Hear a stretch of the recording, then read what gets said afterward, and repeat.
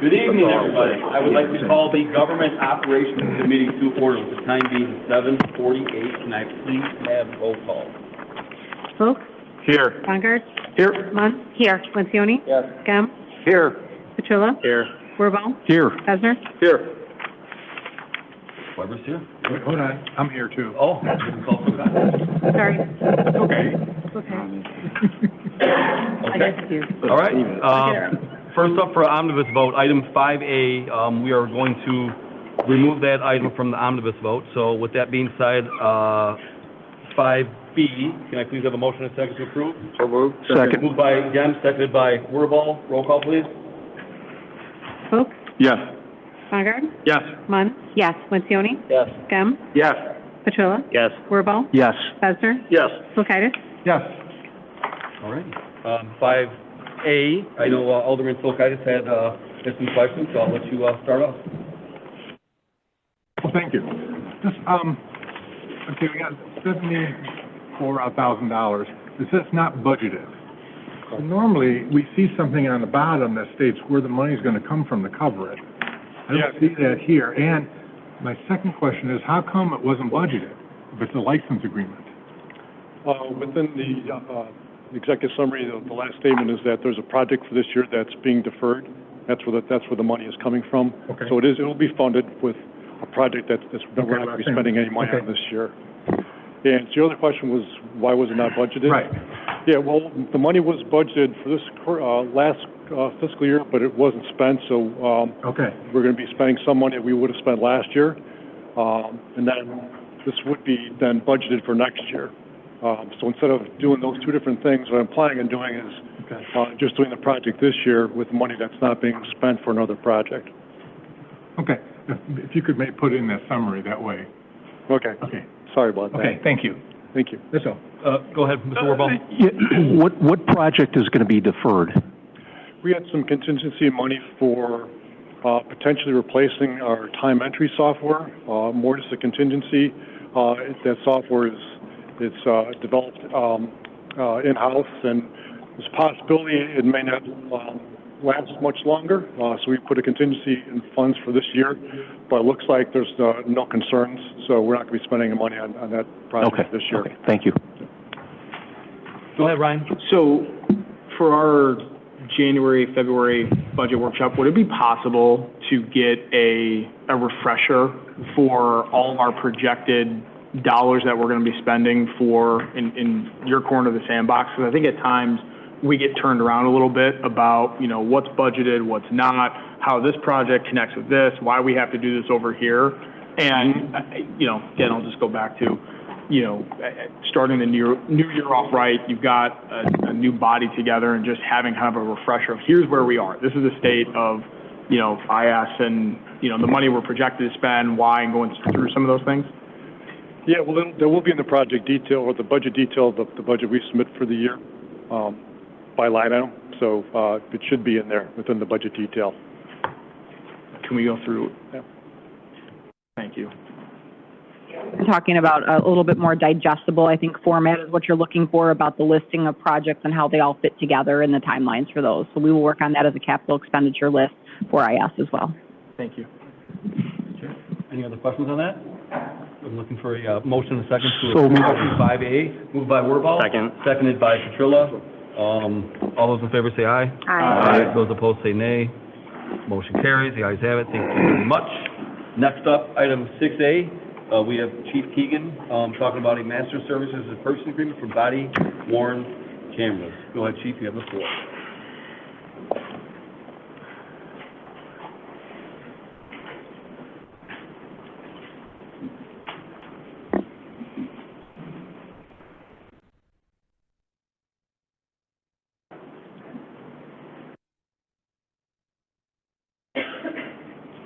Good evening. So we're going to have 3 agenda items, and Deputy Chiefs Mahan and Majewski will present a short PowerPoint presentation on the entire Axon project as their platform to include tasers, body-worn cameras for our sworn officers, and in-car cameras being installed in our frontline vehicles are all at the same vendor.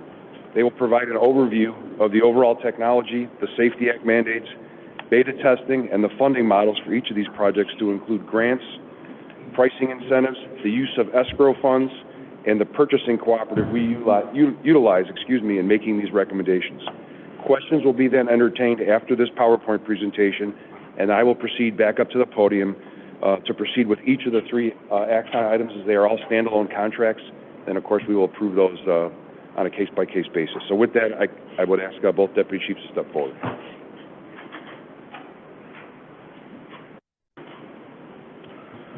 I'll start first by going over the body-worn camera, just technology and overall system. Due to the Safety Act, the new Illinois law signed in February 21 required all police officers in the state of Illinois to wear a body-worn camera. Use of body-worn cameras will help collect evidence while improving transparency and accountability and strengthen public trust.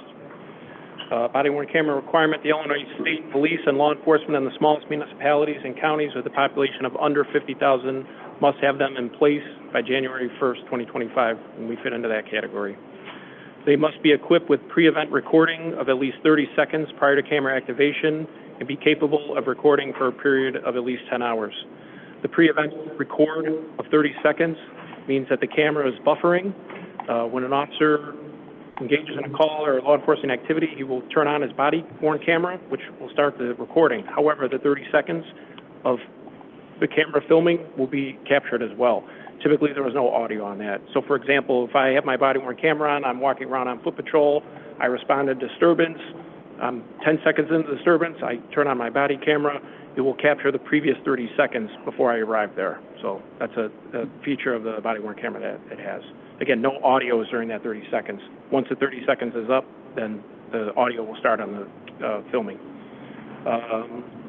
By law, recordings must be made on a body-worn camera for a minimum of 90 days, must be destroyed unless it's considered a flagged encounter, such as an arrest, use of force incident, complaint against an officer, or an event that will be used in a criminal proceeding.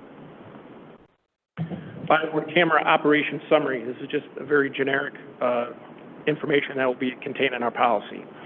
A body-worn camera must be activated when officers engage in law enforcement encounters, activities, which include but are not limited to traffic stops, pedestrian stops, arrests, searches, interrogations, investigations, pursuits, crowd control, traffic control, non-community caretaking interactions with an individual while on patrol, or in any other instance in which the officer is enforcing the law of the municipality, county, or the state. The body-worn camera does not need to be activated if we receive a request from a victim or witness reporting a crime not in progress, if we're engaging in a community caretaking act, such as helping a lost child, well-being check on the sick or elderly, providing a death notification, or participating in town halls or community outreach. The officers don't have to have their body-worn camera on if they're just alone at the station working on paperwork or in the presence of officers. Again, it's while the body-worn camera is during law enforcement activity. The body-worn camera system is consisting of hardware and software. Obviously, the physical body-worn camera itself and this docking station that's included in this picture is also part of the hardware. So typically, the body-worn camera will go into the docking station where they can be charged, and the shift can be downloaded. That downloaded footage goes into the software. Typically, is a cloud-based platform for video uploading, viewing, storage, and redaction application. As you can see here, where body-worn cameras are mounted. I'm sure you guys have seen them, on TV and videos and whatnot. This is actually a picture of our officer on the right, utilizing the different clips. This is a picture on the left.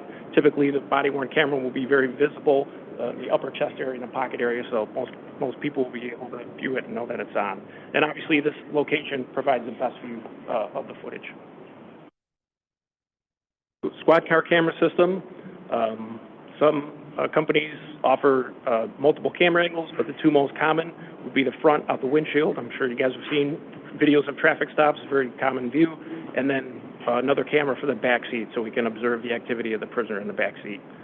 A squad car camera and the officer's body-worn camera will pair, and the footage from cameras will be linked and can be viewed simultaneously.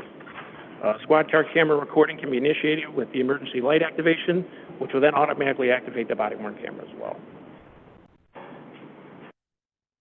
So body-worn camera squad beta testing process beginning in August of 23.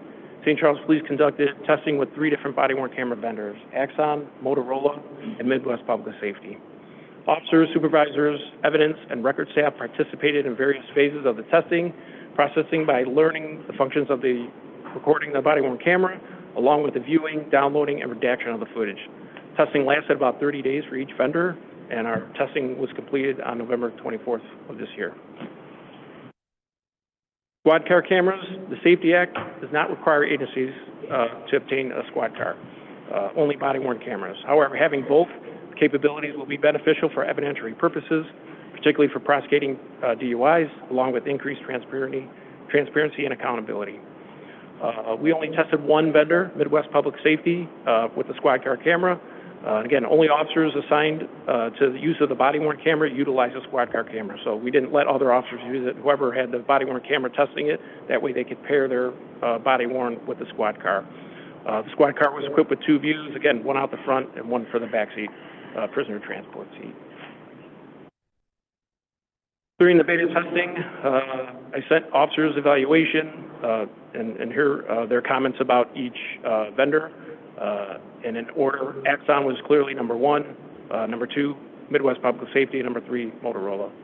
Officers ranked Axon number 1 for overall ease of use, best system to tag events. Basically, an event is a footage. A tag would be a traffic stop. So the officer would record a traffic stop on their body-worn camera, and they would tag that event as a traffic stop or a traffic accident or what have you. They had the highest quality video. Camera was rugged. It comes with an Axon phone app called Axon View. So right after the incident, the officer could view whatever incident happened on their cell phone to help assist them in writing the report. That's before the download even took place. So they were obviously able to access online, view the footage was convenient.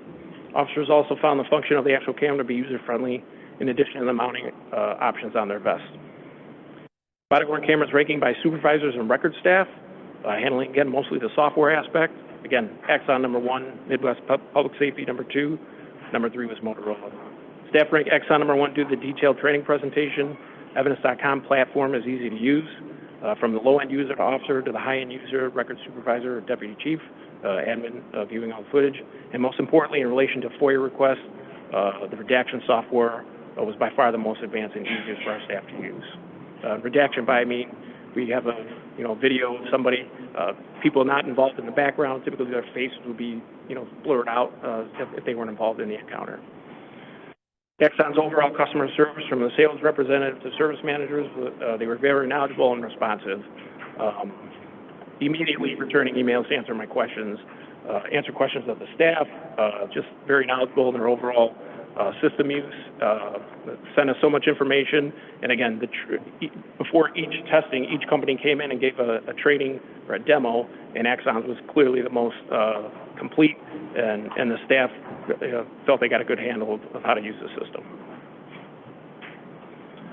So Axon Body 4, when we did our testing, we used the Axon Body 3, but earlier this year, Axon released their latest version, which is the Body 4 released earlier this year. Features include a more expansive images and video, increased visibility and 160-degree field of view, secure, clear, and more detailed images for improved evidence collection, faster, more convenient charging, and enhanced collaboration with two-way communication features enabling field personnel to share body camera live streams, so we can watch officers live streaming as opposed to waiting for the download. And one feature, just an example of a scenario that could be used, if our dispatch has access to our live stream, I could be performing CPR on a victim. They could be viewing me doing the CPR and instruct me without even me touching my radio. So the technology in this new version is pretty extraordinary. The Axon Fleet 3 Basic plus Tap, this is the squad car camera. Features include, again, the two cameras for the front and the rear. We can add more cameras if we need to, but for the most part, those two views are the most common. Again, the Fleet 3 activates cameras based on light bar activation, or we can set a speed threshold. So an officer reaches 70 miles an hour, it'll automatically, again, turn the squad car camera on, it'll automatically activate their body-worn camera as well. And then we have the wireless downloading of the squad car camera and the body-worn camera footage via the in-car computer. So every video can be downloaded wirelessly right inside the squad car. Technically, the officers don't have to report their body-worn camera. They can if they need to, but it can be downloaded within the squad car. The TAP means, or aspect for the Axon is Technology Assurance Plan, provides warranty coverage for existing Axon cameras for a present number of years, after which they'll be replaced by the next models. I believe it's 5 years. So if the Axon Body 5 comes out, Axon will come out and replace all our body cameras with their newest technology. Additional on-site spares ensure officers are equipped with the tools they need to stay up to date with the newest Axon camera technology. Replacement devices are sent within 24 hours if we need to. Evidence.com is the software that Axon uses to store their footage. And the officers can access it that way. Each individual person has their own account. So video management software for body-worn camera and squad car camera footage. It has a redaction application to assist in our FOIA requests, so our record staff is working with this. We can manage users for varying access capabilities. So for instance, the patrol officers can only view their footage. Okay, when they record something, they can just watch their footage in the system and their reports.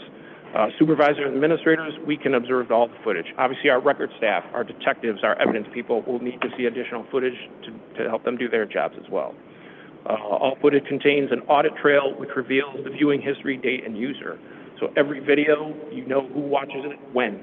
If you can look at this picture right here, up in the top left, this was Officer Powers' body-worn camera on a traffic stop, and you can see viewed by me on September 27th. So every time anybody views anything, it shows who's watching it, who's seen the video. So again, just a security feature that Axon has. St. Charles Police is already using Evidence.com per Kane County and DuPage County State's Attorney mandate, so which we have been for some time. All police reports, supporting documents, along with evidence in photo and video form, are uploaded per request by the King County State's Attorney's Office and DuPage County State's Attorney's Office. We no longer send a hard copy of a DVD to the State's Attorney's Office. We upload it to Evidence.com, and they get the footage from there online, okay? And so we're already doing this for our reports, for documents, videos, pictures. Our body-worn camera footage and squad camera footage would just seamlessly go in with those documents. So with that, while we're updating or the cameras, we've had an Axon Taser. We decided to do an Axon Taser update.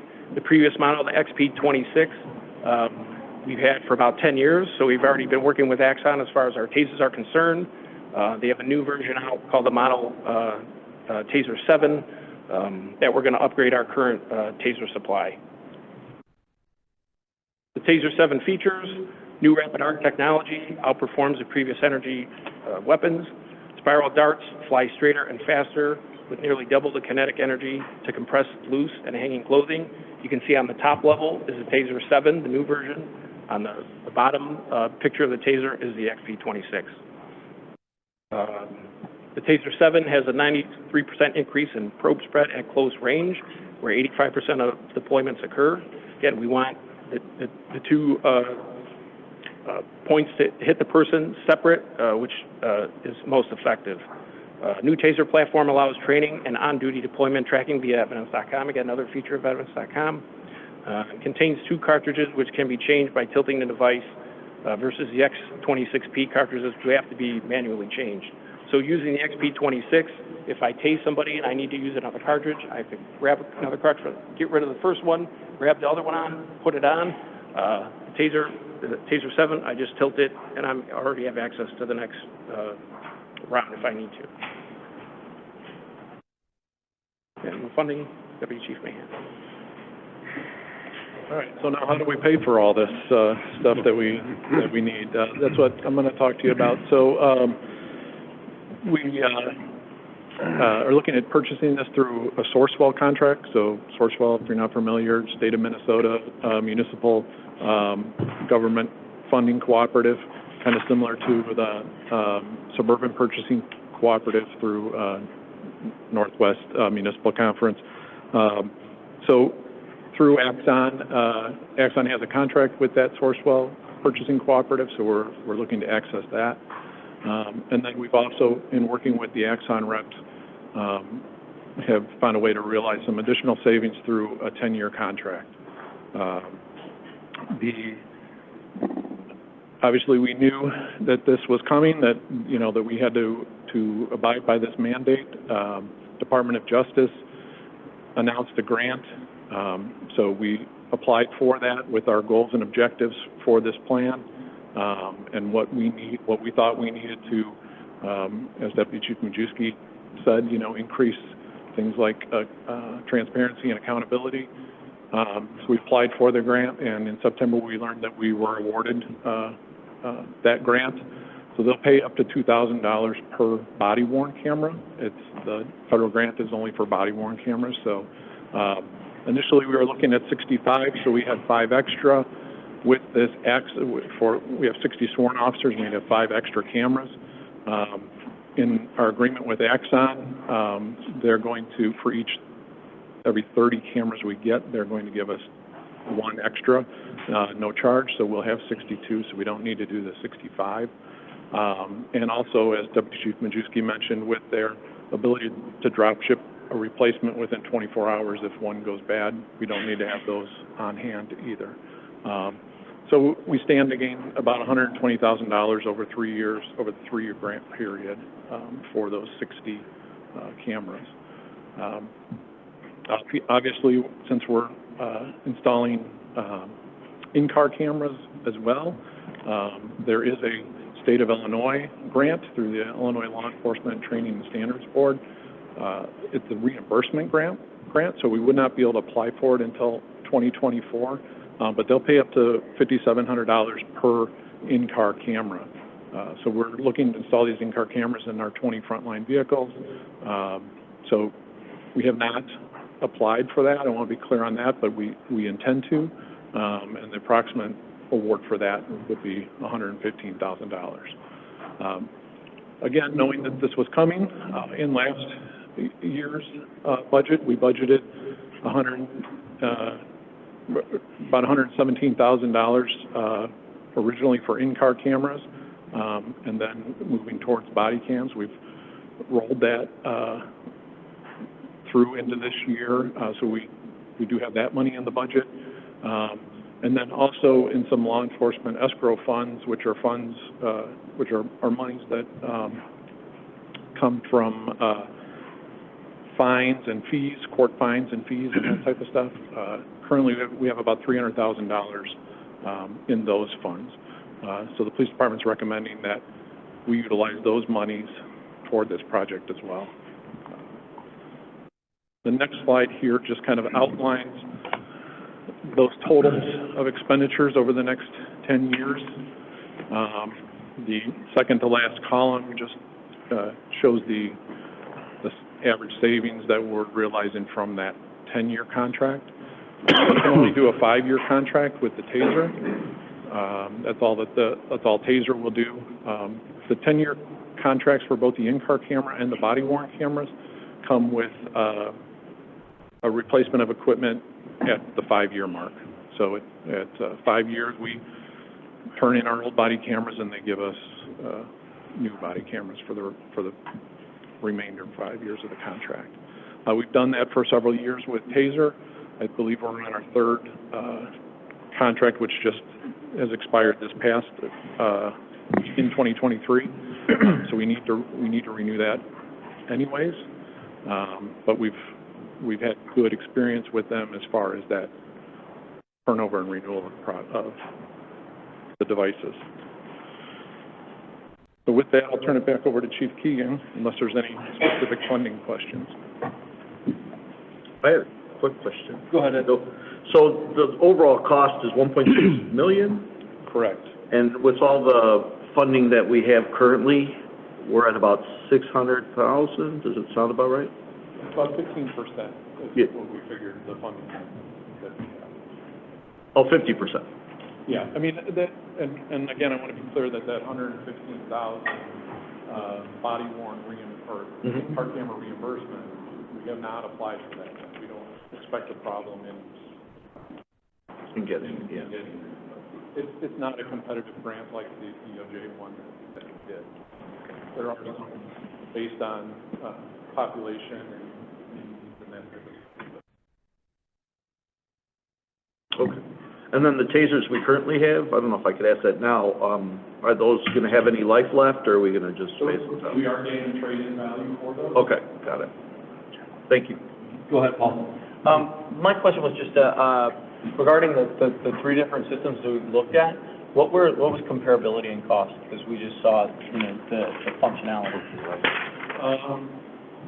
I'd say, like I found was maybe $100,000 more than the other ones. Comparable, between $500,000 and $400,000, the Axon was the most expensive, out of the three. So in total package that we were looking at, it would be like $100,000 difference, so you're talking under 10% difference between both packages? Okay. What was the difference? Was it just usability? Were there significantly more professional? Yeah, the usability, especially with the last one, was things like public safety, camera kept turning on the officers, there wasn't a visual readout like on the Axon, so the camera itself is more user-friendly for the officers. With a screen that, tags or how it is we tag the events on the camera. Then with public safety just had an issue with recording on accident, turning, not staying on. Motorola, just the overall services not good. They're just, they don't get back to you on time. I felt their training was very short. They really didn't give us a lot of the features that we could have gotten, so I don't think we got a lot of it. Again, most agencies are going with Axon. Axon is 75% target, so there's just overall quality. And again, I handed to our record staff and our officers kind of a rating sheet to grade each one and clearly Axon the best. Easy to use, you put in download time, a lot of the things that I've actually. Go ahead, Ron. So, after you get your reimbursement and you give me the ballpark number of what non-budgeted this is going to cost moving forward and what we have to start building into operations. Well, I think what we'll do going forward, if this is approved, then we will ask that this go into the budget each year. Which would then increase it by? Going forward. Each year, the PD budget will go up by? About $100,000 or so over each of the out years.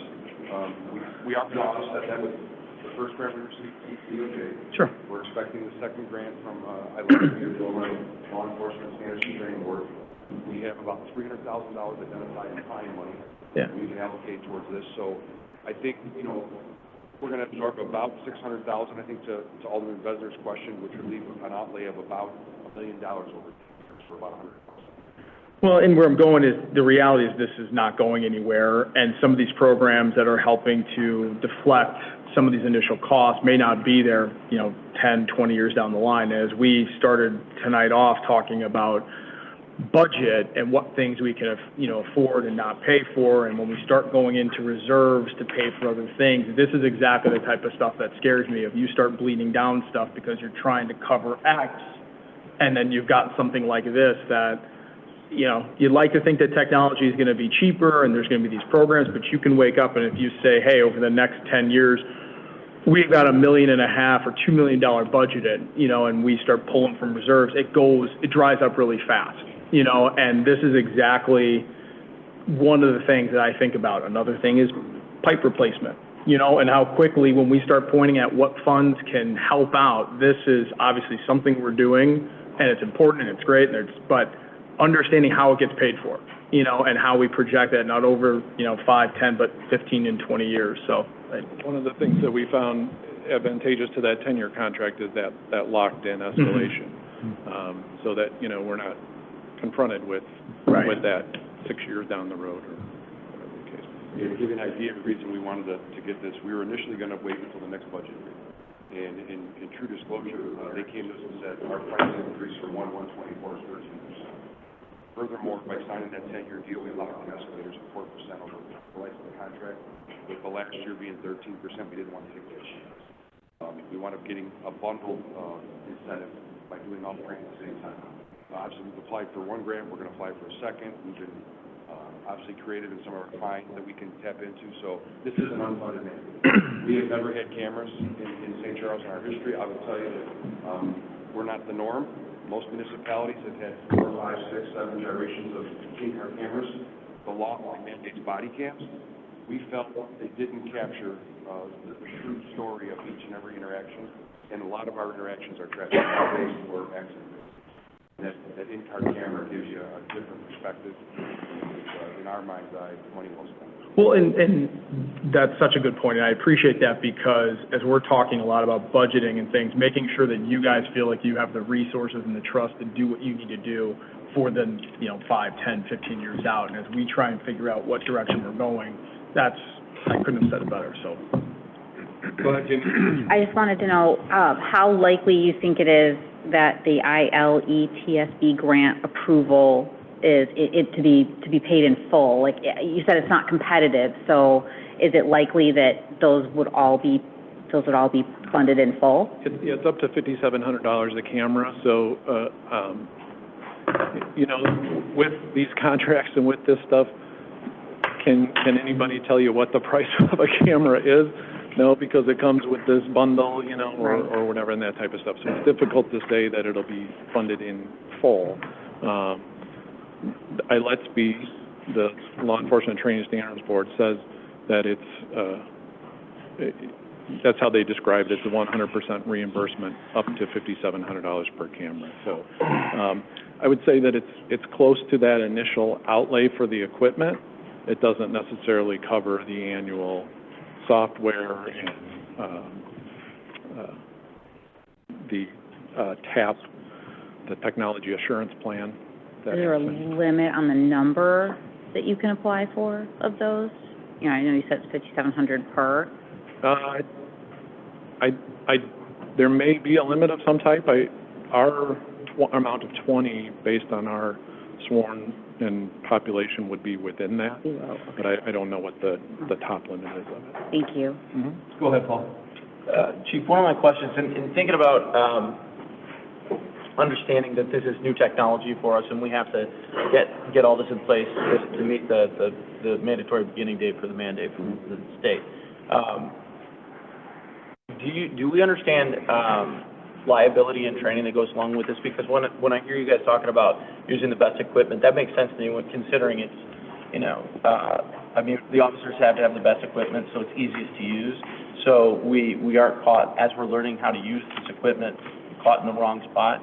Do we understand, the legal environments around this? Because I want to give you guys good equipment that's easy to use, because I can imagine, mistakes that could potentially come up or different scenarios if you've got difficult to work with equipment, being incredibly expensive. Yeah, a couple points to that. So the administration of the police department, the DCs and I, we really worked with legislators because the Safety Act, I'll just go down memory lane for a quick second. That was passed in the middle of the night, very quickly, without a lot of collaboration with law enforcement. We, through the help of the mayor's office and our attorneys and the city administrator, we had a lot of meetings with a lot of legislators, and we got some amendments and some concessions. But to my point earlier, it is unfunded, and a lot of this falls on the heels of taxpayers. So we did everything we could as far as grants. Those were the only two out there, and quite frankly, a lot of municipalities haven't been able to secure those. We were very fortunate to get the DOJ grant. Granted, it's about 15% of the overall cost. To your point, Jamie, Ms. Munn's about the body or the squad cams. It's $5,700. That's the maximum we're allowed to recoup for the 20 frontline cars. Yeah. We're going to be creative with our fine money to really try to offset this. We really thought it was a good idea to spread that contract out. We get the technology refresh at 5 years on both in-car and body, 24-hour turnaround on any kind of parts, or they have a 24-hour center with calls and things. The training, Mr. Lencioni, to your point, we thought Axon was far and away. Not only did they work with our staff and come out and really hone in on what we needed to do, but also human resources and our command team. We sat with our unions ahead of this. We drafted a policy. We actually did a side letter in our collective bargaining agreement as well, just to make sure our officers are protected within both the spirit and the letter of the law, per se, on the Safety Act, because there are a lot of nuances that this is uncharted, unfamiliar territory for us. We've never had camera systems in place, and a lot of officers, every movement, 24/7 while you're working, is recorded. And there's some variances where it doesn't have to be, but you need to make sure that you train and you put best practices in place. We think we're doing that. We've been very deliberate with it. We did go with Axon based on, it was publicly bidded, so we didn't include the other competitors as far as their pricing. This was a publicly bidded platform. Our officers, our civilian staff, it was really the decision on the entire department to move forward with this. So with that, if there's no more questions, I can keep going. Sure. No, I just want to say thank you for getting creative with the funding source, with the fines and the court fees and all that stuff, and making the effort to get the grant. So thank you for doing that. I appreciate it. Chief? Yes. How much peace of mind does this give your officers when they're out there doing their job? Having this form of technology at their disposal? Because I know you said this is new uncharted territory. They haven't had it before. And a lot of traffic stops, accidents. We've all seen online how hospital situations can get. So going through these practices and trainings with the new technology, just in general, has this been one where they've come back to you and say, well, this does give me that extra peace of mind. I do feel more, I don't want to say safer in my job, but I do feel more confident in what I'm doing to help keep our community safe? Has there been any type of dialogue with that? It's a great question, and a lot of you that come from labor backgrounds, you can kind of see it from both sides. There were some trepidations, and I think by and large our staff really was very receptive. We worked with them, with Human Resources and Jen McMahon, and we had a lot of meetings about it. I think it's hurt recruiting, I'll be honest with you. Our staff has embraced it, but law enforcement recruiting is very challenging, and this is a piece of it. There's a lot of liability that goes out there ahead of all these decisions, and when you're recorded in everything you do, and it's, there's an old saying, be judged by 12 or carried by 6, but that's what a lot of officers feel sometimes, because you're under that. It's very easy to micromanage and second guess a decision from afar when you're sitting in front of a monitor and you have the click of a mouse. It's much different to be out there in the ring with the bull.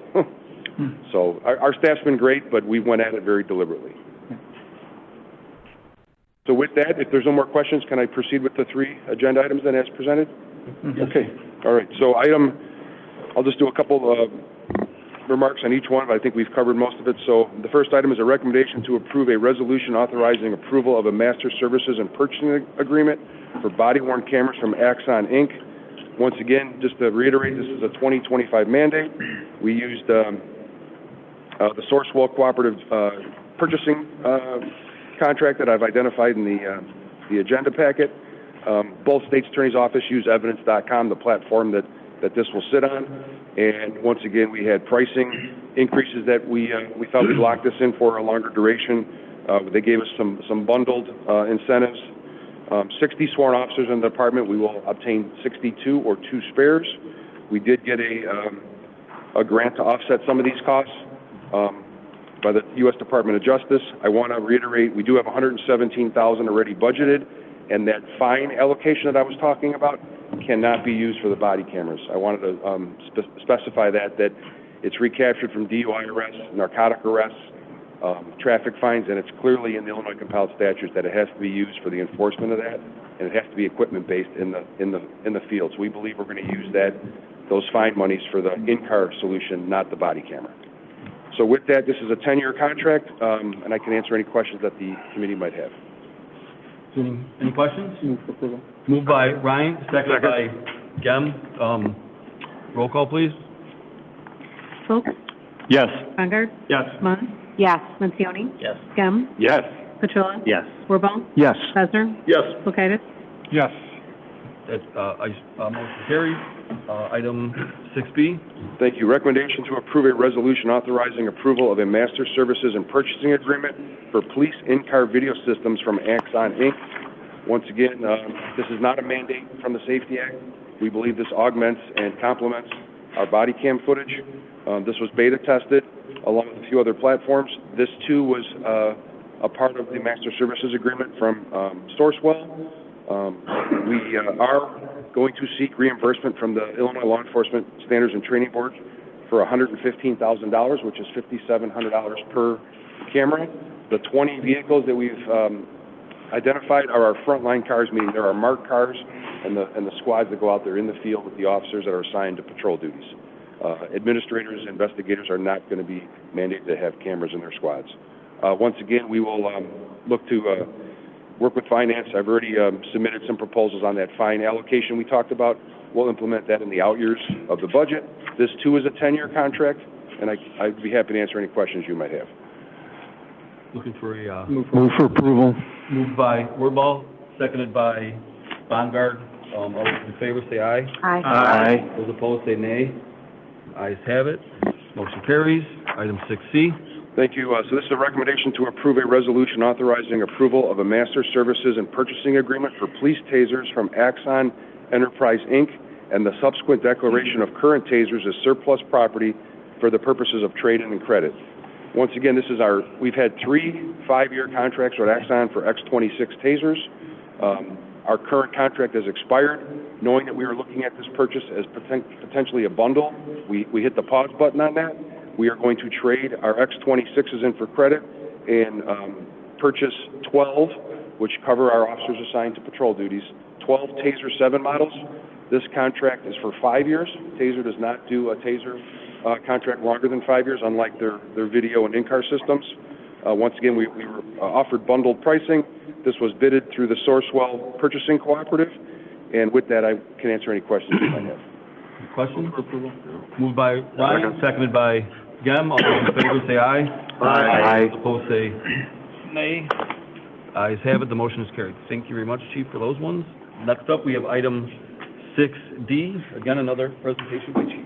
Thank you. I'm just going to read a couple of pages of just quick remarks on the project, and we're going to go through a quick PowerPoint, just really some pictures so you can kind of see what we're doing out in the range. So our range facility is located at 3825 Carl Madsen Drive. That's west of Tricom, across from the Illinois Youth Center. The property was deeded to the city in 2003, and plans were put in place early on to construct an outdoor firing range. Work began in 2005 and took several years to complete as Plaza Excavating utilized this location as a fill site to offset city costs. We began to use this facility in earnest in 2010, and today it's used as a regional center for about 30 Chicagoland law enforcement agencies, training about 1,500 officers annually. A park pavilion was constructed in 2016, along with the delivery of a command trailer deeded to us by the Village of Schaumburg.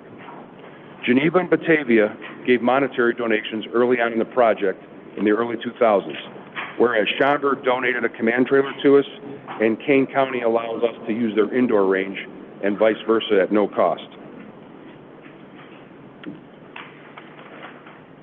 A range building had long been planned for this facility, and in fact, the foundation pad was put in place, but as years went on, we opted to fund other capital priorities within the police department. Again, fast forward to today in the Safety Act. This act mandates several training initiatives for all Illinois law enforcement officers that a lot of area communities cannot handle with either technology or their own facilities. Seeing a need for expanded training space, area law enforcement officials and St. Charles approached state leaders, and the idea of a grant request was put in place. Senators Linda Holmes and Don DeWitt secured St. Charles a $1.1 million DECO grant from the Department of Commerce and Economic Opportunity. St. Charles was also awarded $150,000 from the Cara Foundation via St. Charles resident Paul DeMoon, and $15,000 in donation from St. Charles Township resident Wayne Jimerson. FGM Architects was tasked with the scope and design of this project, and it went out to bid this year.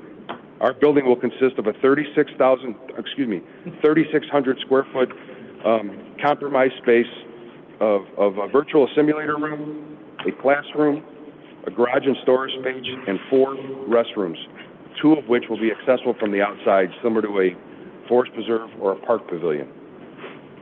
Most importantly, the center will be climate controlled and used year-round, but like I said, 1,500 area police officers. We have several rent plan options in place, all of which are designed for St. Charles just to recapture our costs. So our rental plans with the various suburbs that I'll show you here in a second really just cover our mowing costs, our lead removal, and things of that nature. This is not a money-making enterprise for the city.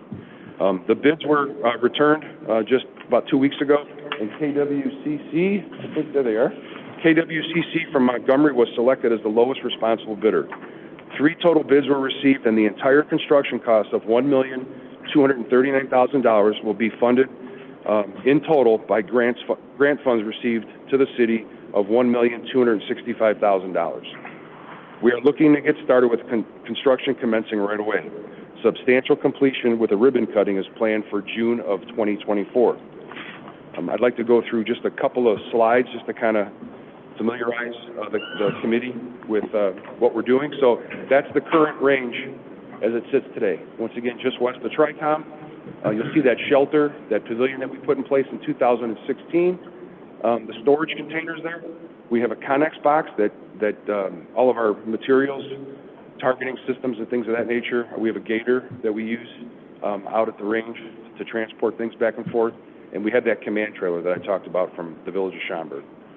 The portable toilets, I think, are up right in that picture, but it's pretty windy out there, so most of the time we find them in the grassy area to the east. Here's a list of the agencies that utilize our range. So this was beneficial in us securing a range. When we approached, the building, when we approached the state, we really sold this, and it really is a regional training center. It benefits a lot of municipalities. And as you see, it's far and wide. I think we go as far east as, North Lake is the farthest east we go, DeKalb to the west, Arlington Heights up to the north, and then down to Aurora to the south. So we have a pretty big spread. So here's the original plans from 2003, when it first was looked at, and then it started moving forward in 2005. We actually did put in place pads the way we had it graded. So we actually put an office pad in place and that pavilion pad. Just a schematic of the overall layout. And then once again, it's going to be a 3,600 square foot building, about 90 by 40. We'll have a classroom that'll seat about 30 or so officers, a virtual training simulator, and a darked out classroom, about 30 by 30 as well, 4 bathrooms, a very nice sized garage, but the climate control and the use of the bathrooms. And for those of you that maybe are familiar with maybe cell training or cycle training from, maybe CrossFit or whatnot, we will move our officers around on training days from outside firing to simulator to classroom. The Safety Act requires you can't just go out and qualify with the state course of fire anymore. It has to be a full day of instruction. So ILETSB, which is the Illinois Law Enforcement Standards and Training Board, we have mandates that are yay thick.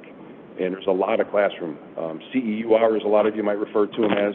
There are a lot of mandates, so a lot of times our 2 classrooms at the station are utilized almost daily, and this will be another asset for us to also incorporate classroom into virtual, into firing out at the range. Here's a schematic of just what it's going to look like. Floor plan, you're going to walk in, foyer, you'll have bathrooms off that outside entrance like I had mentioned. Once you come into the foyer, you'll have 2 bathrooms on the inside, simulator to the right into the classroom there. We'll have TV set up and whiteboard, and then a nice garage and storage space. We do a lot of the targeting and a lot of the material we use out there. We make it ourselves. So the officers are pretty akin to working out in the cold, but this is going to be a nice change for them. And here's just some schematics of what the design is going to look like. It's going to be really similar to a pole barn or a Morton building. It's pretty generic in its design. We really stretched the grant dollars as best we could. And then once again, just to reiterate, the $1.1 million from the DECO grant, $165 in private donations, total of $1,265,000, and the cost came in just under the grant. We do have about $20,000 in design fees right now through FGM, so we're going to probably come in right where we need to. We do have some contingencies wrapped in our budget in case there's overruns and things like that, but there won't be, right, guys? So with that, and I also just want to thank a few people. I want to thank Bryn and Colleen from Finance. They really helped out with us a lot. These DECO grants, there's a lot of reporting. Colleen's been fantastic. Bryn, there's Bill, did a great job. And then Pete and Chris from Public Works with all these documents that went out for construction. Couldn't have done it without them. And then, of course, the 2 senators and the mayor for supporting this. So with that, I'll entertain any questions you might have, and then KWCC is here as well. Go ahead, Ryan. The facility looks amazing. You mentioned earlier that, it's not going to be a revenue source. So I'm just curious, once the facility's built and, utilities and functionality, is that currently built into future budgets of what it's going to cost to maintain that space? And is there, if other departments are using it, are they paying, how is is that going to be a cost that we're absorbing, you know, years down the line that we have to anticipate? That's a good question. So right now, we just have one straight rental plan, and you can either rent it and get it monthly, quarterly, maybe biannually. We're going to go to and we've met with all the departments. We were very transparent with the plan, so I'll use the virtual training simulator. The Safety Act requires that every officer in the state of Illinois go through 12 hours of virtual training every 3 years. Of the 32 departments that I listed, only 4 have a simulator. We're one of them. So what we're going to do is offer departments to get trained in our simulator, so they will train their personnel using our simulator, our facilities, and we're going to have a higher cost then to recoup some of those fees. So they can go with the plan like they have now, which is just the outdoor range.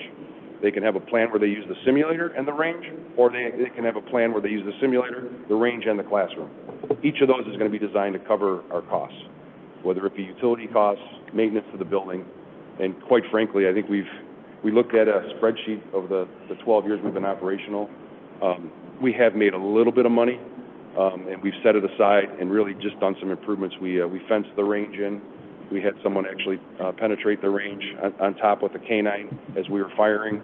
So we did a fence, the Connex box. We've been very judicious in spending it, but we'll make sure we cover our costs. Go ahead, David. You answered one of my questions, so I appreciate the rental. You mentioned that we'll be providing a rental fee, what have you. I think it's great. We obviously are providing a value add for other departments, and that'll help. You said pay for mowing or something like that?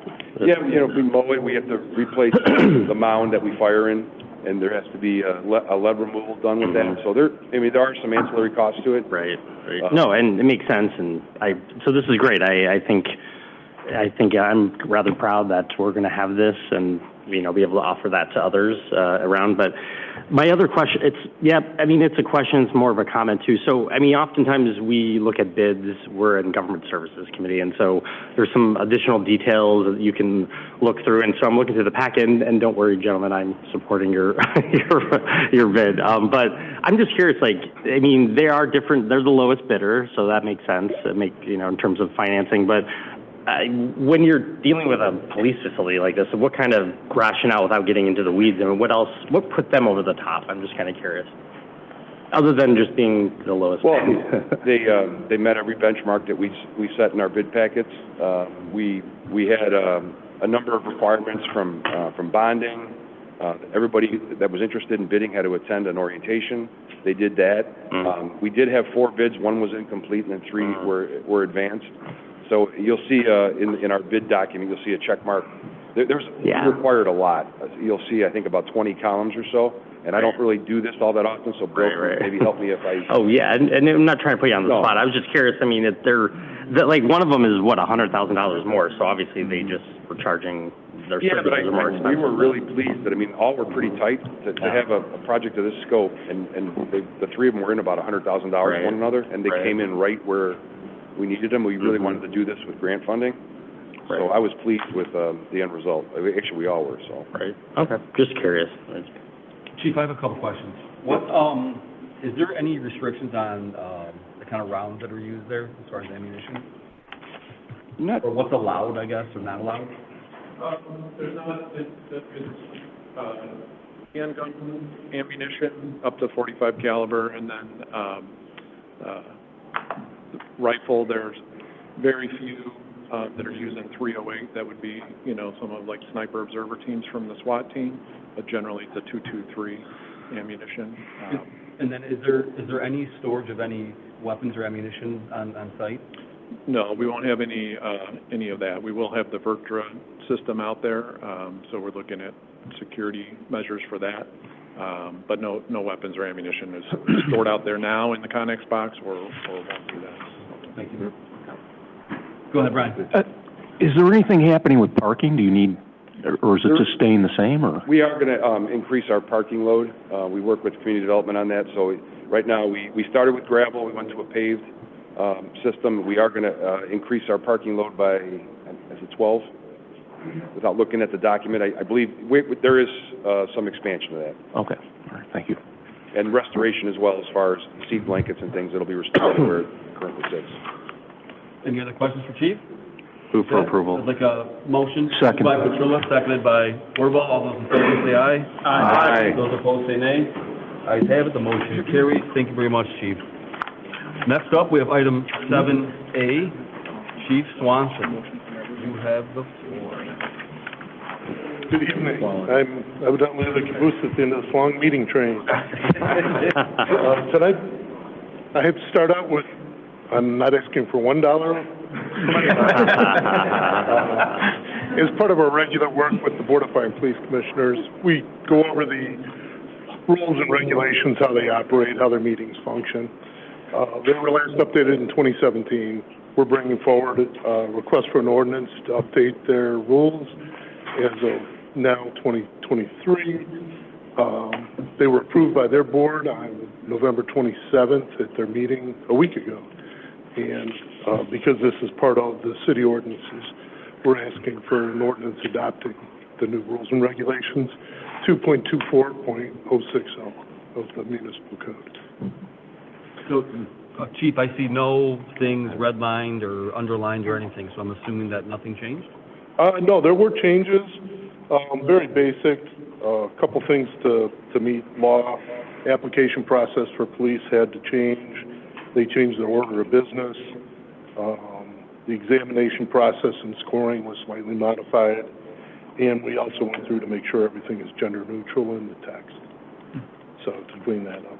So changes were very minimal, but to meet legal requirements. Okay. Any questions for Chief? No? Move for approval. Second. By Wirball, seconded by Petrillo. All those in favor say aye. Aye. Those opposed say nay. The motion carries. Thank you. Thank you very much, Chief. Next up, we have public comment. They all left. There's no comment needed. Any additional items from mayor, council, or staff tonight? No, everyone's all talked out. All right, no need for an executive session. I'd like a motion, a second to adjourn. So moved. Moved by Lencioni, seconded by Gem. All those in favor say aye. Aye. Those opposed say nay. Ayes have it. This meeting is adjourned. Thank you, everybody.